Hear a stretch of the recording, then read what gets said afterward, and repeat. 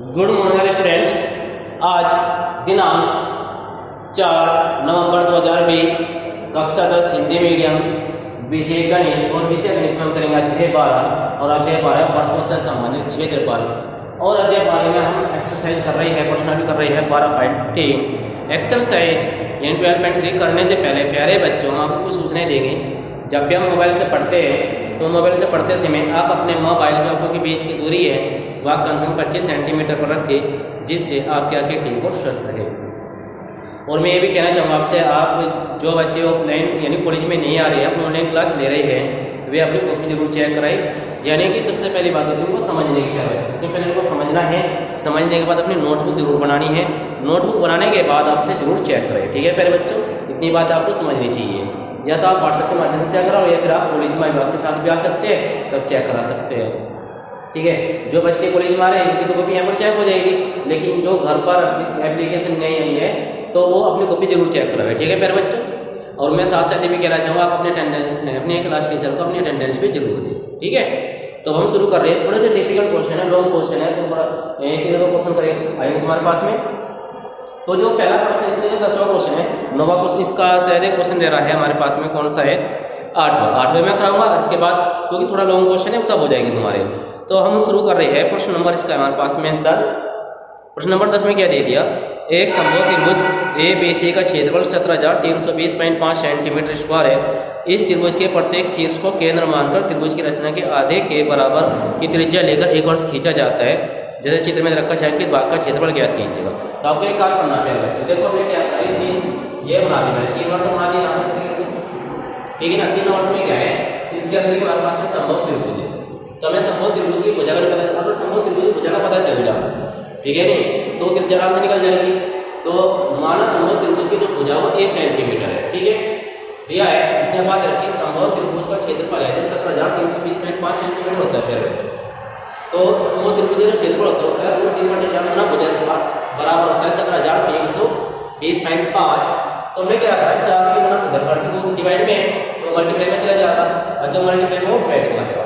उसने डिवाइड का मान दे रखा है, बाद कितना मान दे रखा है 1.7 है। और क्या करेंगे, यहाँ से पॉइंट हटाओगे, और 1 2 3 4 5 ये यहाँ पर लिखे हमारे पास में 3 2 5। देखो इससे क्या होगा, हमारे पास में यहाँ पर पॉइंट आ गया, तो हम क्या करेंगे, इस पॉइंट से हम 1 0 कैंसिल कर देंगे, ठीक है मेरे बच्चों।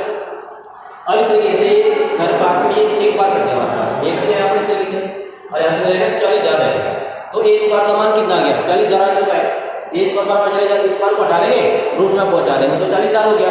अब एक यानी कि 40,000 का जो रूट होता है वो 200 सेंटीमीटर आ गया। तो मैं कह सकता है इस पूरे की जो है हमारे पास में 200 है। कितने सेंटीमीटर कह रहा है यहाँ पर, 200 आ चुकी है। अब ये देखो हमारे पास में क्या है, इस प्रकार से ये वर्ग के अंदर एक त्रिज्या खंड बन रहा है।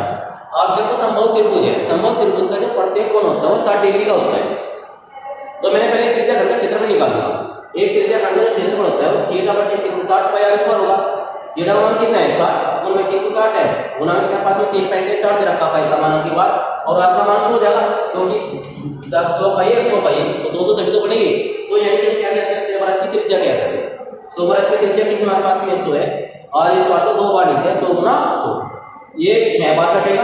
फिर मैंने 6 को 100 को काट दिया, 2 3 बार कटेगा, 50 बार कटेगा, 2 से काटा मैंने इस तरह से, ये 2 0 की 2 0 से इसका पॉइंट खत्म हो गया। और इनकी मल्टीप्लाई करके हमारे पास में 15,700 आ गया। डिवाइड में कितना पास में 3 है, जब मैं इसको डिवाइड करूंगा तो ये आ जाएगा 5,233.34 आ जाएगा। जबकि ये तो हमारे पास में केवल एक त्रिज्या खंड का ही क्षेत्रफल है। हमारे पास में कितने त्रिज्या खंड है, ठीक। तो मैं क्या करूँगा, तीनों त्रिज्या खंडों का क्षेत्रफल हम क्या करेंगे, इसकी मल्टीप्लाई में कर देंगे, तो मल्टीप्लाई करके आ जाएगा 15,700.02 आ गया सेंटीमीटर स्क्वायर। देखो इसका मतलब ये भी खंडित हमारे पास में, ये भी खंडित, हम क्या करेंगे, ये जो पूरा त्रिभुज का क्षेत्रफल निकालना था जो दे रखा उसने ये वाला, इसमें से तीनों त्रिज्या खंडों का क्षेत्रफल को माइनस कर देंगे। तो ये कहा मैंने भाई समबाहु त्रिभुज क्षेत्रफल होता है 17,320.5 रखा है, माइनस 15,700.02, तो मैंने इसको माइनस करके आ जाएगा 1620.48 या 1620.5 भी लिख सकते हैं सेंटीमीटर स्क्वायर। तो इस प्रकार से हमारे पास में जो क्वेश्चन नंबर 10 है वेरी मच इंपॉर्टेंट क्वेश्चन है, अच्छा क्वेश्चन है, आने के चांस बढ़िया है। तो इस प्रकार से हमारे पास में क्वेश्चन हो चुका है। प्रश्न नंबर 11 में करूंगा, प्रश्न नंबर 12 कर लीजिएगा। पहले 12 में क्या देती है, हमारे पास भी इस तरीके से फिगर दे रखी है इसमें, और इस फिगर में किस किस का मान ज्ञात करा रहा है? एक तो चतुर्थांश ओ ए सी डी का ज्ञात करा रहा, एक हमारे पास में क्षैतिज भागी है, इसका क्षेत्रफल ज्ञात करना। तो सीधी सी बात है, ये देखो एक प्रकार से हमारे पास में चतुर्थांश बन रहा बने बना हमारे पास। अगर मैं वर्ग को तरह से ले लूं तो एक चतुर्थांश बन जाएगा। तो इसकी त्रिज्या जबकि हमारे पास में यहाँ से तक की लंबाई जबकि 3.5 है और ओ से डी का मान रखा उसने 2 सेंटीमीटर है। तो हम क्या करेंगे, पहले इस चतुर्थांश का क्षेत्रफल निकाल लेते हैं। चतुर्थांश ओ ए सी बी का क्षेत्रफल यानी कि त्रिज्या घनी को माना जाएगा हमारे पास इस तरीके से। तो इसका फॉर्मूला लगेगा थीटा बटे 360 पाई आर स्क्वायर। थीटा का मान 90 बटे में 360, पाई का मान 22 बटे 7 करके यहाँ 3.5 है प्यारे बच्चों। यहाँ भी 3.5, यहाँ पर भी 3.5 होगी। त्रिज्या तो बननी जाएगी इसकी। पाई हटा देंगे 10 लिख दिया, पाई हटा के यहाँ से 10 लिख दिया। अब काटना है, ये तो 4 बार कटेगा, ठीक है ना। 5 से काटा पहले, 5 से 35, 5 दूनी 10, 5 से 35, 5 दूनी 10। देखो 7 से 7 कट गया और ये 2 से कितनी बार कट रहा हमारे पास? हमने इस 2 से 22 कटा 11 बार कटेगा। इस तरीके से हमारे पास में सब कटने के बाद हमारे पास में ये बच जाएगा। मैंने 11 की गुणा 7 में कर दी, 11 से 77, 2 की गुणा 8 में कर, 4 में कर दी, 4 दूनी 8, ये सेंटीमीटर स्क्वायर आ गया। सुनना, अब देखो इसको ना हमारे पास में केवल ये तो इसमें तो पूरे का क्षेत्रफल आ गया नहीं आ गया, इसमें इससे भी क्षेत्रफल आ गया, जबकि मुझे केवल क्षैतिज भाग तो ये चाहिए। तो हम क्या करेंगे, ये हमारे पास में समकोण त्रिभुज है और समकोण त्रिभुज का क्षेत्रफल होता है 1/2 आधार गुना में ऊंचाई। 1/2 कैसे रहने देंगे, आधार रखा 3.5, 3.5 ऊंचाई रखी इसने तो वही देखो 2 से 2 कट जाएगा 3.5 सेंटीमीटर स्क्वायर, यानी कि इसका जो क्षेत्रफल है 3.5 सेंटीमीटर है। तो 3.5 तो इसमें भी आ रहा, इसमें नहीं आ रहा 3.5। तो हम क्या करेंगे, हमें केवल इसका तो भाग चाहिए, तो हम क्षैतिज भाग का क्षेत्रफल निकाल लेंगे। इसमें से हम क्या करेंगे, इसको माइनस कर देंगे। पॉइंट था पहले बच्चों, पॉइंट हटा दिया, 10 लिख दिया, 77/8 माइनस में 7/2 हो गया। मैंने यहाँ से 8 ऐसे लिया तो 77 तो ऐसे रहेगा।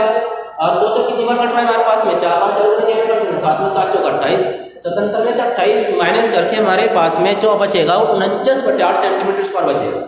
ठीक है मेरे बच्चों, थोड़ा सा स्टेज में पढ़ा गया तो अच्छी तरीके से समझना आप इनको। अगर समझ में नहीं आता तो फिर मैं दोबारा करा दूंगा इसको, ठीक है ना मेरे बच्चों। तो आज के लिए हम इतना ही करेंगे, कल फिर मिलते हैं आपसे नेक्स्ट प्रश्न को लेकर।